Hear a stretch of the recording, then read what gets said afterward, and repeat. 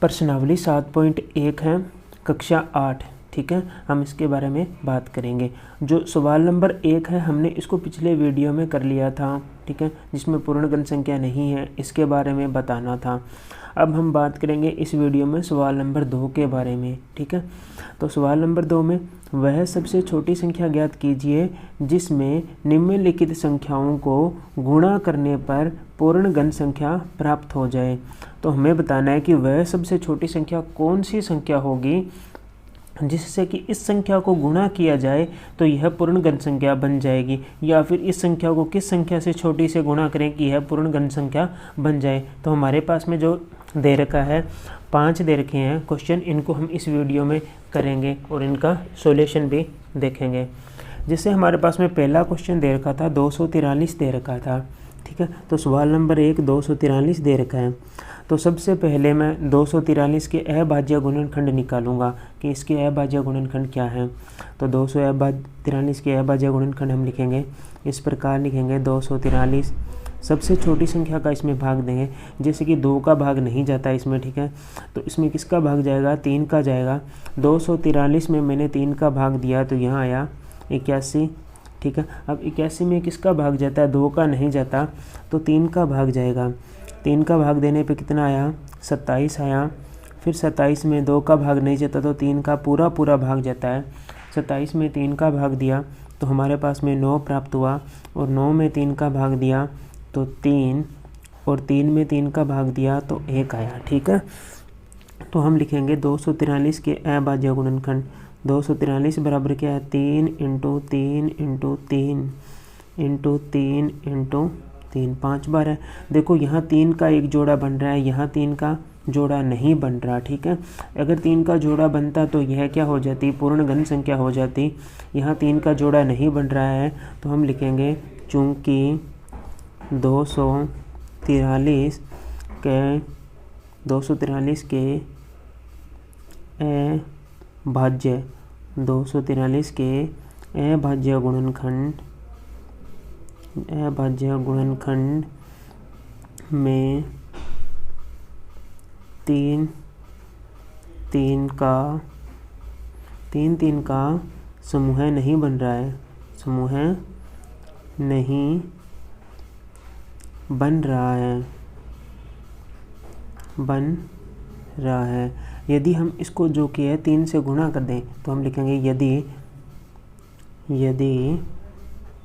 243 में 3 से गुणा करते हैं तो एक पूर्णगण संख्या प्राप्त होगी। पूर्णगण संख्या प्राप्त होती है।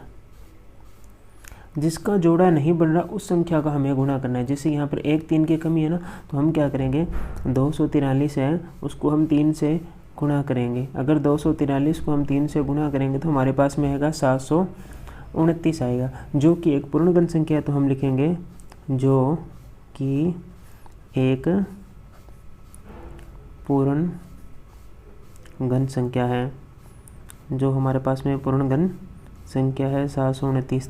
इसका मतलब वह सबसे छोटी संख्या क्या है, तो हम लिखेंगे अतः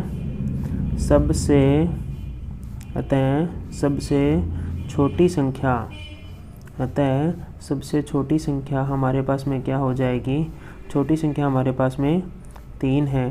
तो हम लिखेंगे अतः सबसे छोटी संख्या हमारे पास में 3 है। तो सवाल नंबर 1 कंप्लीट हो गया है। अब हम सवाल नंबर 2 के बारे में बात करते हैं। ठीक है, तो सवाल नंबर 1 ने हमने देखा, अब सवाल नंबर 2 के बारे में बात करते हैं। तो सवाल नंबर 2 हमारे पास में क्या दे रखा है, 256 दे रखा है, और हमें 256 के क्या निकालने हैं, पहले तो अभाज्य गुणनखंड निकालने हैं। तो लिखेंगे 256, यहाँ मैंने लिखा 256। ठीक है, तो 256 में 2 का भाग दिया पहले मैंने, तो 2 का भाग देने पे कितना आता है, 128 आएगा। ठीक है, अब 128 में फिर 2 का पूरा भाग जाता है तो 2 का ही भाग देंगे, कितना आएगा, 6 और 4 64 आ जाएगा। फिर 64 में 2 का भाग दिया जाएगा पूरा पूरा, तो हमारे पास में आ जाएगा 32। क्या 32 में 2 का पूरा पूरा भाग जाता है? तो हाँ जाता है, तो 2 का ही भाग देंगे। कितना आएगा? 16 आ जाएगा। फिर 16 में 2 का पूरा पूरा भाग जाता है, तो हमारे पास में कितना आएगा? 8 आ जाएगा। फिर क्या 8 में जाता है? तो हाँ 8 में 2 का पूरा पूरा भाग जाता है, तो हमारे पास में 4 आ जाएगा। और फिर 4 में भी 2 का पूरा पूरा भाग जाता है, तो कितना आएगा? 2।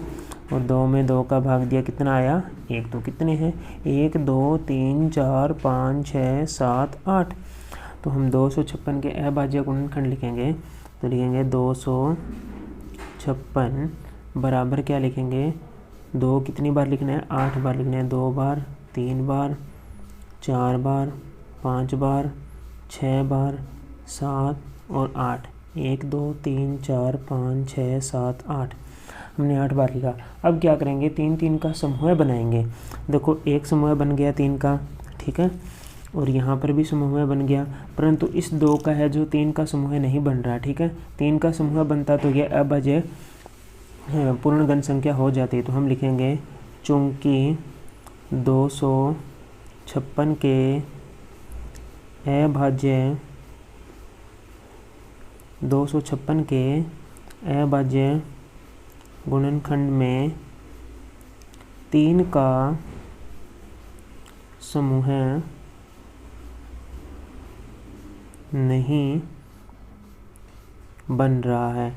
3 का समूह नहीं बन रहा है। यदि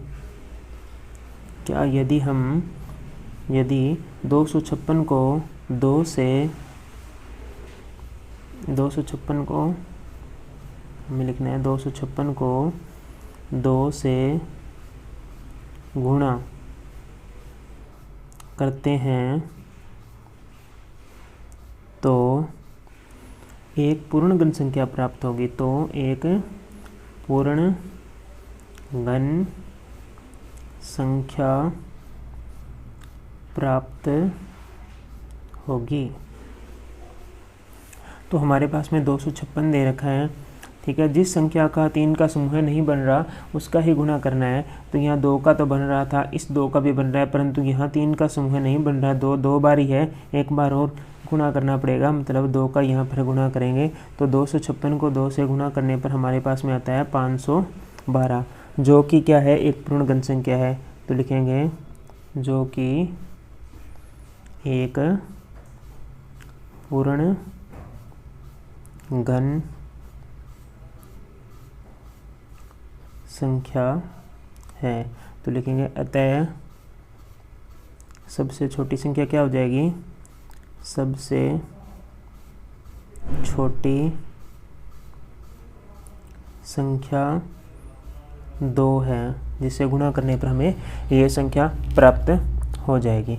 इसके बाद में बात करते हैं सवाल नंबर 3 के बारे में।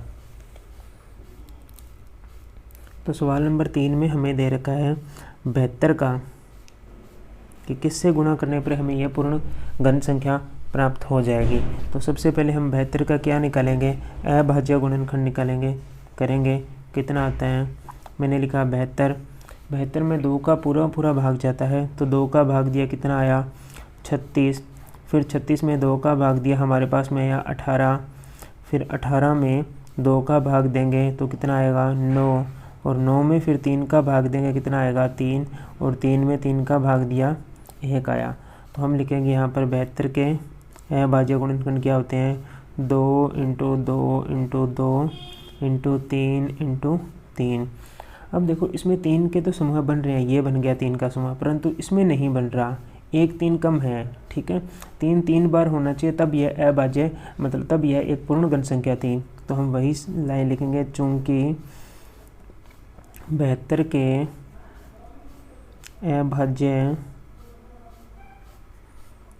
के अभाज्य गुणनखंड में 3 का समूह 3 का समूह नहीं बन रहा है। तो 3 का समूह क्या है? नहीं बन रहा है, नहीं बन रहा है। अगर नहीं बन रहा है तो यह क्या है? पूर्ण घन संख्या नहीं है। तो हम लिखेंगे यदि 72 को 72 को 3 से गुणा करते हैं, यदि 72 को 3 से गुणा करते हैं तो एक पूर्ण घन संख्या प्राप्त होगी। तो एक पूर्ण घन संख्या प्राप्त होगी। तो अगर 72 को 3 से गुणा करेंगे तो हमें एक पूर्ण घन संख्या प्राप्त होगी। तो हम लिखेंगे 72 × 3। अगर 72 को मैं 3 से गुणा करूँ 6 7 या 21 216 आता है। तो हम लिखेंगे 216 जो कि एक पूर्ण घन संख्या है। 216 क्या है? एक पूर्ण घन संख्या है। तो हम लिखेंगे अतः सबसे छोटी संख्या 3 है, जिसे गुणा करने पर हमें पूर्ण घन संख्या प्राप्त होगी। 675, ठीक है। तो 675 हमारे पास में सवाल नंबर 4 है, तो इसको हम करेंगे। तो 675 के अभाज्य गुणनखंड ज्ञात करने हैं। तो सबसे पहले किसका भाग जाएगा? 2 का तो भाग नहीं जाता, 3 का पूरा भाग जाता है। तो 3 का भाग दिया, हमारे पास में आया 225। हम 225 में फिर 3 का भाग चला जाएगा, तो 3 का भाग दिया तो हमारे पास में आया 75, और 75 में फिर 3 का भाग लगाएंगे तो हमारे पास में आ जाएगा 25, और 25 में 5 का भाग जाएगा, क्योंकि 3 का तो भाग नहीं जाता, तो 5 का जाता है। 5 का भाग दिया, 5 आया, और 5 में 5 का भाग लगाया, हमारे पास में 1 आया। तो हमने लिखा 675 के अभाज्य गुणनखंड क्या है? 3 × 3 × 3 × 5 × 5, ये हमारे पास में आ रहे हैं। तो हम लिखेंगे चूँकि 675 के अभाज्य गुणनखंड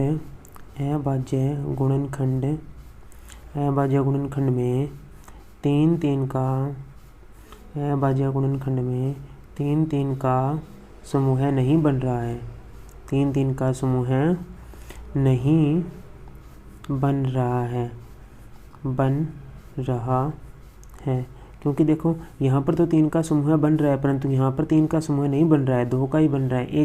5 और होता फिर 3 का समूह बन रहा था, ठीक है। तो लिखेंगे अतः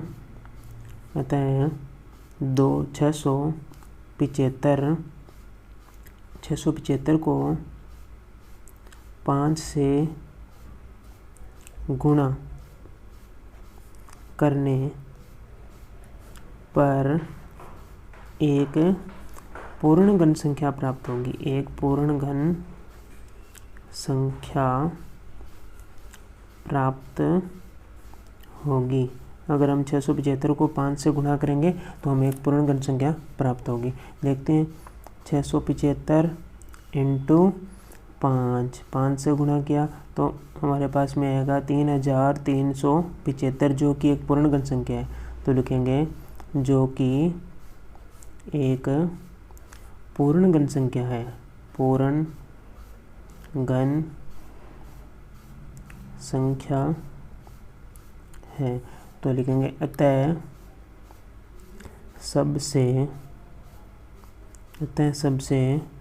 छोटी संख्या 5 है, कि 5 से गुणा करने पर एक पूर्ण घन संख्या प्राप्त होगी। अब हम बात करते हैं 5 नंबर सवाल का, जो हमारे पास में अंतिम सवाल है इस दूसरे का। तो 5 नंबर सवाल में दे रखा है 100, ठीक है। 100 को किस से गुणा करें कि हमारे पास में पूर्ण घन संख्या प्राप्त हो जाए? तो 100 के अभाज्य गुणनखंड निकालेंगे। 100 में 2 का पूरा भाग जाता है, तो आ गया 50। 50 में 2 का भाग दिया 25। 25 में 2 का भाग नहीं जाएगा, 5 का जाएगा, तो 5, और 5 में 5 का भाग दिया 1। तो लिखेंगे 100 बराबर क्या आ जाएगा? 2 × 2 × 5 × 5। अब देखो यहाँ पर 3 का जोड़ा नहीं बन रहा, यहाँ पर भी 3 का समूह नहीं बन रहा, दोनों में भी 3 का समूह नहीं बन रहा, इसलिए दोनों को लिखेंगे इस क्वेश्चन में। तो लिखेंगे चूँकि 100 के अभाज्य गुणनखंड 100 के अभाज्य गुणनखंड में 3 का 100 के अभाज्य गुणनखंड में 3 का समूह नहीं बन रहा। 3 का समूह 3 का समूह नहीं बन रहा है। यदि 100 को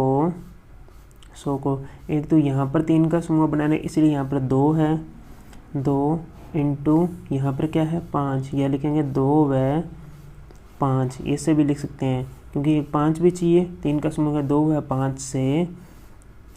5 से गुणा करने पर एक पूर्ण घन संख्या प्राप्त होगी। तो हम लिखेंगे यहाँ पर 100 को किससे गुणा करना है, 2 इंटू 5 बराबर 100 इंटू 2 को 5 से गुणा किया 10 बराबर 1000, 10 को 100 से गुणा किया 1000, जो कि एक पूर्ण घन संख्या है, जो कि एक पूर्ण घन संख्या है। तो हम लिखेंगे अतः सबसे छोटी संख्या क्या हो जाएगी, या तो 2 इंटू 5 लिख दो या फिर सीधा ही आप 10 लिख सकते हो। अतः सबसे छोटी संख्या 10 है, जिससे गुणा करने पर हमें एक पूर्ण घन संख्या प्राप्त हो जाए।